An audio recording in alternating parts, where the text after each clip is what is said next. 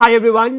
So as you know, the SEBI Grade A notification has been released by SEBI, the Securities and Exchange Board of India. So now it's time to know everything about this particular examination.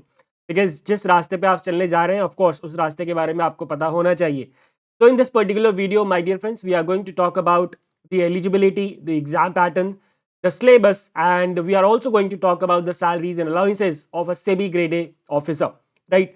तो चलिए start करते हैं the video and I am going to talk about the SEBI graded journalist officer only. ठीक है, चलिए start करते हैं. First of all, if I talk about my dear friends the eligibility, तो एजुकेशनल क्वालिफिकेशन में you need masters degree और post graduate diploma which must be of minimum 2 years in any discipline. ठीक है, इसमें graduation नहीं है, आपको कम से कम मास्टर्स डिग्री होनी चाहिए आपके पास, या फिर पोस्ट ग्रेजुएट डिप्लोमा अगर है तो वो भी कम से कम 2 साल का होना चाहिए. And that can be in any discipline and there is no minimum percentage criteria like we have in RBI. ठीक है, इसके अलावा you can have also have the bachelors degree in law, तब भी आप एलिजिबल है. You can also have the bachelors degree in engineering, then also you are eligible. Bachelor degree in engineering या फिर बीटेक, दोनों ही एलिजिबल होंगे because that is equivalent. Then इसके अलावा chartered accountants, CFA, chartered company secretary and cost accountant, इनमें से कुछ भी कोई भी एजुकेशन क्वालिफिकेशन अगर आपके पास है, so my dear friends, you are eligible for this particular examination. Talking about the age, so as per the recent notification, as per the recent short notification, the candidate must not have exceeded the age of 30 years. Minimum age कुछ नहीं बोली है इन्होंने. अब आपने masters चाहे 20 साल की उम्र में कंप्लीट कर ली हो तो यू आर एलिजिबल, 23 में कर ली हो then also you are eligible, right. But generally 22-23 हो ही जाता है मास्टर्स कंप्लीट करते करते. So candidate must not have exceeded the age of 30 years as on 30th September 2025, which means the cutoff date to determine the age eligibility and the educational qualification eligibility is 30th September 2025, which means the candidate must not have been born on or after 1st of October 1995. 1st अक्टूबर 1995 के बाद आपका जन्म नहीं होना चाहिए, या फिर 1st of October को भी आपका जन्म नहीं होना चाहिए, राइट. तो रिलैक्सेशंस की बात करें, so SC and ST candidates are going to get a relaxation of 5 years, which means they are eligible up to the 35 years of age. OBC 3 years, person with benchmark disability 10 years. So if it is the case of UR PWBD, then 10 years. If it is the case of SC and ST, if the person with disability is an SC or an ST, then 15 years of age relaxation. While if the person with benchmark disability is belongs to the OBC category, then 13 years of age relaxation, and all the ex-servicemen are going to get a 5 years of age relaxation. All right, that is the eligibility. If you are eligible, please go and apply for this particular examination. It's a very beautiful post and with a huge amount of salary जब आप आगे देखोगे तो आपको मजा ही आ जाएगा. Of course we all work for the money, ऐसा नहीं है. Of course मतलब सिर्फ पैसे के लिए काम नहीं करते हैं, that is fine, but ठीक है, पैसा तो बहुत जरूरी है. Talking about exam pattern, my dear friends, so in phase 1 you will have two papers, paper 1 and paper 2. Paper 1 में 4 subjects are going to be asked. Questions from the 4 subjects are going to be asked: quant, reasoning, English and general awareness.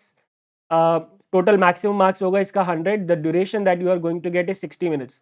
There will not be any sectional duration. कोई sectional timing इसमें नहीं होता है, यानी कि you can switch between the sections. Overall 60 minutes you are going to get, and the negative marking will be there. 1/4 of negative marking, my dear friends, will be there. ठीक है.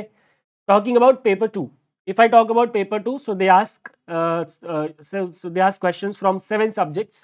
These are commerce and accountancy. Commerce and accountancy actually उन्होंने एक ही mention कर रखा है तो 6 हो जाते हैं, बट ठीक है, इसको हम ब्रेक कर दें तो there are 7 subjects: commerce, accountancy, management, finance, costing, companies act and economics. Management and finance, my dear friends, is similar as that of RBI. If you are preparing for RBI, so your 2 subjects are already done, management and finance. Rest of the 5 subjects, of course, you have to cover.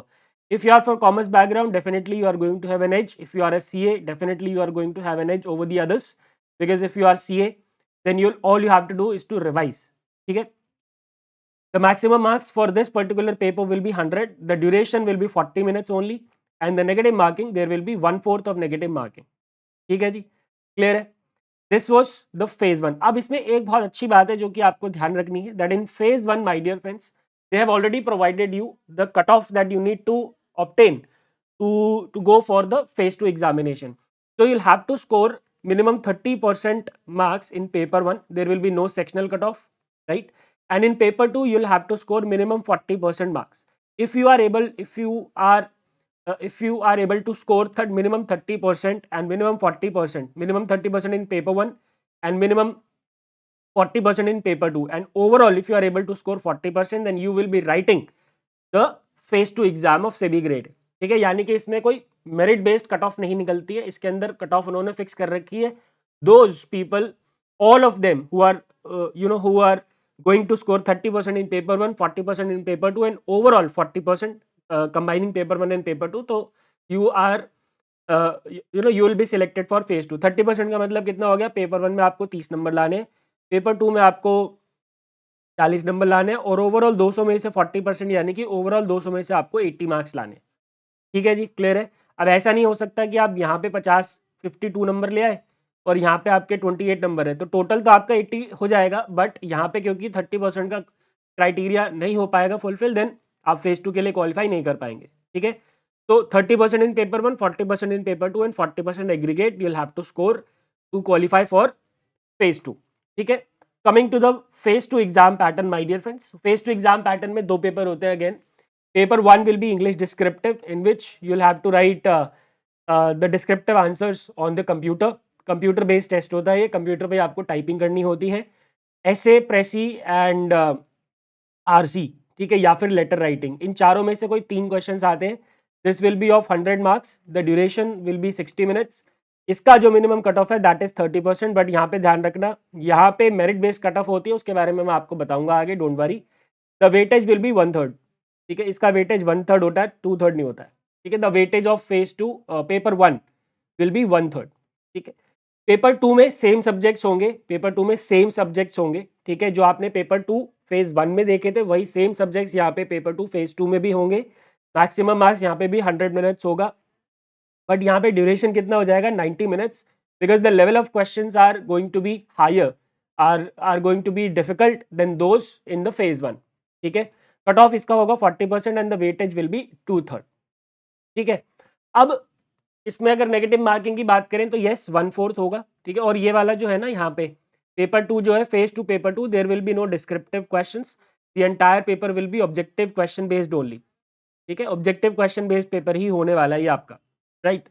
अब अगर हम negative marking पे आए तो 1/4 होगा जो paper 2 है, क्योंकि वो ऑब्जेक्टिव है तो उसमें नेगेटिव मार्किंग होगा 1/4 का. ठीक है, अब इसके अंदर आपको कट ऑफ की मैं बता देता हूँ. एग्रीगेट कट ऑफ मार्क्स लेनी है 50% in phase 2 exam, weightage 1/3 for paper 1, 2/3 for paper 2 for getting shortlisted for phase 3. और इंडिविजुअल मिनिमम कट ऑफ कितनी है, 40% for paper 2 and 30% for paper 1. यानी कि in English descriptive paper you will at least have to score 30 marks and in paper 2 you'll at least have to score 40 marks and out of 200 you'll at least have to score 100 marks. लेकिन क्या 100 marks लाने पे आपका selection हो जाता है for the interview? No, नहीं. यहाँ पे इन्होंने लिखा हुआ है candidates equalling 3 times the number of vacancies shall be shortlisted in order of merit. यानी कि merit based cut off phase 2 में आपकी बनाई जाएगी and only then you will be shortlisted for the interview based on the merit based cut off. ठीक है, I hope there are no confusion. Phase 1 में तो उन्होंने बता दिया कि इतना ले आओ, you will be shortlisted for phase 2. Phase 2 में ऐसा नहीं है. फेज 2 में मिनिमम तो लाना है 30% in paper 1, 40% in paper 2, 50% aggregate.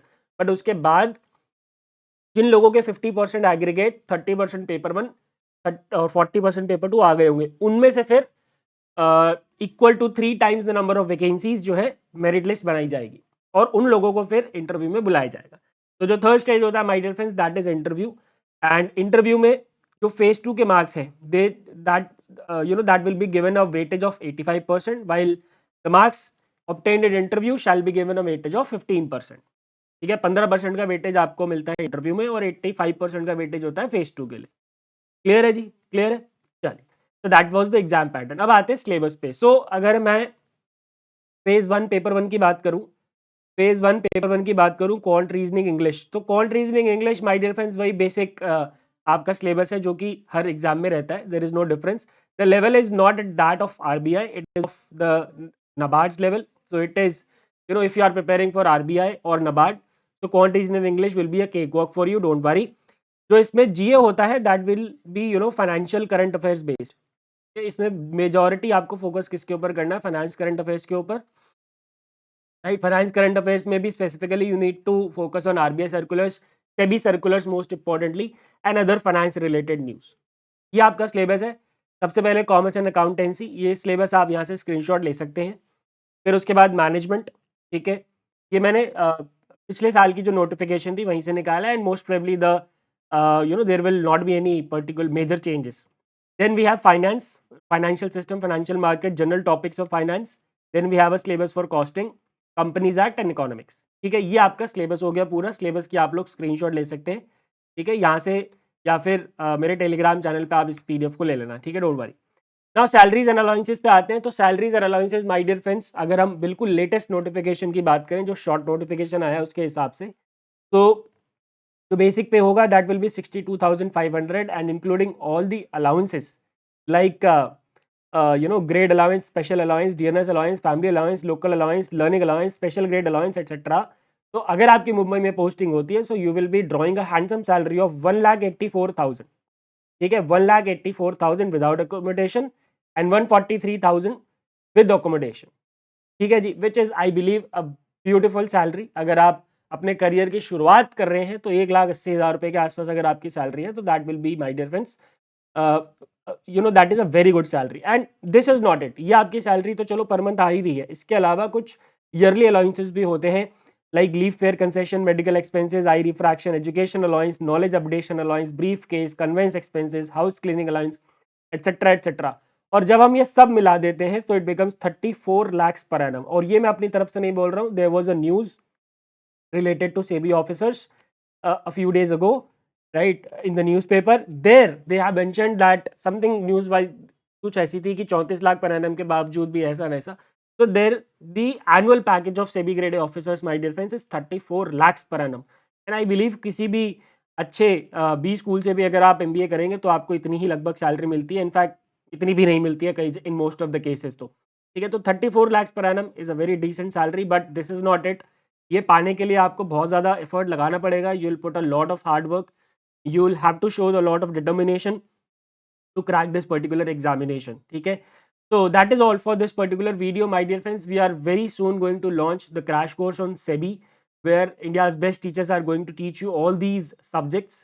जो ये आपके पेपर 2 के सब्जेक्ट्स हैं, बहुत ही इन डेप्थ डिटेल में आपको पढ़ाए जाएंगे। Finance will be taken up by Madhav sir, management Mahesh sir, costing economics will be taken up by Prakash sir, ठीक है।